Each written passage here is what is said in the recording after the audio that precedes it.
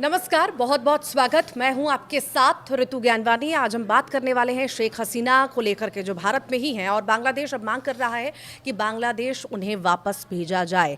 कई तरह के आरोप लगे हैं, फांसी की सजा की बात तक कह दी गई है आईटीसी कोर्ट के द्वारा। अब देखना होगा इसमें आगे क्या होता है। पर बात सबसे बड़ी ये है कि अगर भारत वापस बांग्लादेश शेख हसीना को भेजता है तो क्या खामियाजा भुगतना पड़ सकता है, और अगर नहीं भेजता है तो क्या खामियाजा भुगतना पड़ेगा। इस पर खास चर्चा करेंगे। हमारे साथ अंकुर जी जुड़े हुए हैं। अंकुर जी, किस तरह से देखें, शेख हसीना को एक तो सज़ा सुना दी गई, उसके बाद अब भारत से बांग्लादेश वापस भेजने की मांग हो रही है। देखिए रितु, अब उनके पास काफ़ी ऑप्शंस काफ़ी कम हैं, क्योंकि इस सज़ा के बाद अब शेख हसीना को बांग्लादेश ने फॉर्मली इंडिया से अपील की है कि भाई आप उन्हें सौंपें।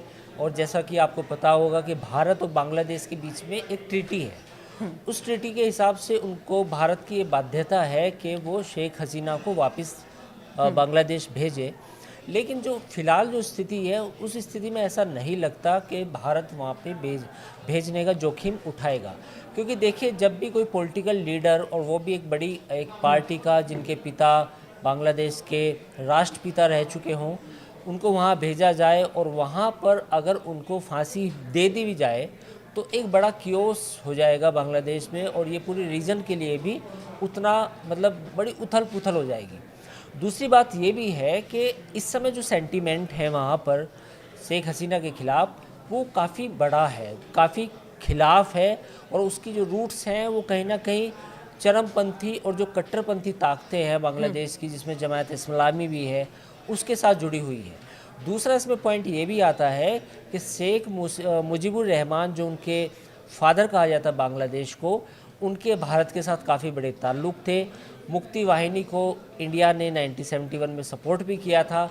तो जब उस वक्त भारत ने मदद की बांग्लादेश को बनाने में, तो अब उनकी बेटी, यानी कि अब जो उनकी बेटी भारत में हैं, तो उनको कैसे सौंप दिया जाए, जबकि वहाँ पे हालात ऐसे अच्छे नहीं हैं। तो पहला पॉइंट तो ये है कि भारत के लिए काफ़ी मुश्किल भरा फैसला है, जो मुझे नहीं लगता कि ऐसा होने जा रहा है। अब उनके पास विकल्प क्या बचते हैं, दूसरा सवाल ये है। तो उनके पास जो विकल्प बचते हैं वो ये विकल्प ये है कि या तो वो यूएन में अपनी एक अपील दायर करें, या फिर जो अंतर्राष्ट्रीय कोर्ट है उसमें अपना मामला लेके जाएं। तीसरा पॉइंट ये है कि वो किसी और देश में पॉलिटिकल असाइलम मांगे। उसमें अमेरिका भी हो सकता है, लेकिन अमेरिका चूँकि ऐसा माना जाता है कि अमेरिका शायद उन्हें असाइलम नहीं देगा। बाकी कोई मुल्क हो सकता है कि जहां वो असाइलम मांगे। तो ये एक ऑप्शंस बचते हैं। लेकिन इस दौरान आप ये मान के चलिए कि पिछले 1-1.5 साल में जो भारत और बांग्लादेश के जो ताल्लुकात हैं वो काफ़ी लो लेवल पर चले गए हैं। और ये जो इंसिडेंट हुआ है, जो उन्हें सज़ा का ऐलान हुआ, इसके बाद तो हालात और बिगड़ से गए। टेक्निकली देखें तो दबाव आखिर क्यों नहीं बनाया जा सकता। मोहम्मद यूनुस दबाव तो बना रहे हैं, पर भारत को बाध्य क्यों नहीं कर सकते इसके लिए। देखिए, उसकी तो बड़ी वजह है। एक भारत एक बड़ा देश है, एक पावर भी है रीजन में, और उनको बांग्लादेश को ये भी मालूम है कि जो भारत की वैसे ताकत है वो काफ़ी बड़ी है। तो आप कभी इस तरह की हिमाकत नहीं करेंगे कि भारत को चुनौती दें। दूसरी बात ये है कि भारत के भी वहाँ काफ़ी इंटरेस्ट है, भारत को पसंद करने वाले भी लोग हैं। वाइस वर्सा है, कुछ एक फ्रैक्शन ऐसा भी है जो भारत को नापसंद करता है, वो कट्टरपंथी है। लेकिन कुछ ऐसा भी फ्रैक्शन है जो उदारवादी है, जो भारत के साथ एक बेहतर ताल्लुकात चाहता भी है, और ये मानता भी है कि बांग्लादेश जब बना तो उसमें भारत ने मदद की थी। तो दोनों तरह के लोग हैं। तो मुझे लगता है कि मोहम्मद यूनुस के लिए इतना आसान नहीं है भारत को राइट ऑफ कर देना या भारत पर अपनी दादागिरी चमकाना, वो बहुत मुश्किल होगा। मतलब ये प्रत्यर्पण के लिए कैसे कैसे मना कर सकते हैं। नहीं, प्रत्यर्पण के लिए देखिए, मना टेक्निकल तो आप नहीं कर सकते, लेकिन उसके तरीके निकाले जाते हैं, जो मैंने पहले भी कहा इस वीडियो के शुरू में, कि ये हो सकता है कि इस दौरान जो शेख हसीना है वो किसी अंतर्राष्ट्रीय कोर्ट में चली जाएं, यूएन चली जाएं, किसी और देश में चली जाएं। भारत के पास फिर ये कहने के लिए होगा कि इनका मामला चूंकि सब जुडिस है, दूसरे देश अंतर्राष्ट्रीय अदालत में चल रहा है, तो हम इनको प्रत्यर्पित नहीं कर सकते। तो कुछ टेक्निकल केस बनाया जा सकता है।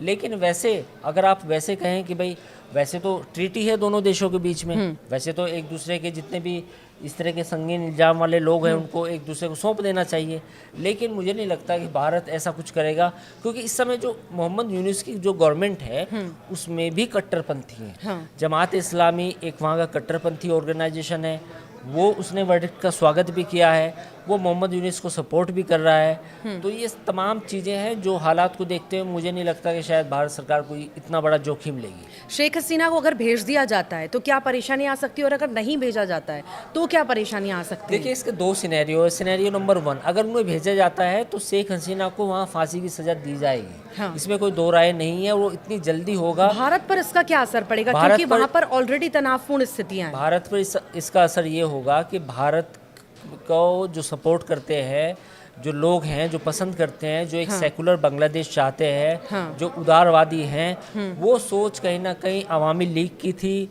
शेख हसीना की पार्टी की थी। और जो वहाँ पर दूसरा फ्रैक्शन है, चाहे उसमें बीएनपी है, चाहे जमात इस्लामी है, वो तमाम जो पार्टियां हैं उनके अंदर इतने लोग जो कट्टर भरे हुए हैं जो भारत के खिलाफ कहीं ना कहीं बयानबाजी करते रहते हैं और भारत को पसंद नहीं करते, या कुछ ऐसे लोग भी हैं। तो मुझे लगता है कि जो अवामी लीग का जो चेहरा है, जो उनकी राजनीति है, पॉलिटिकल जो सफ़र रहा है 1970-71 के बाद, वो एक सेकुलर उदारवादी, कहीं ना कहीं भारत के साथ बेहतर रिश्ते वाला रहा है। तो ऐसे में लगता है कि भारत को एक अवामी लीग की जो सबसे बड़ी नेता है, जो उनके लीडर हैं, रहनुमा हैं, उनको ऐसे बीच मझधार में छोड़ना उतना आसान नहीं लगता।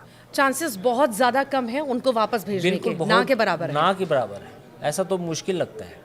क्योंकि वही प्रत्यर्पण की बात हम कर रहे थे, यहाँ जो संधि जो साइन हुई थी उस वक्त लंबे वक्त बिल्कुल, पहले। आप उस संधि है वो अपनी जगह है, लेकिन ऐसा नहीं लगता जो हालात है।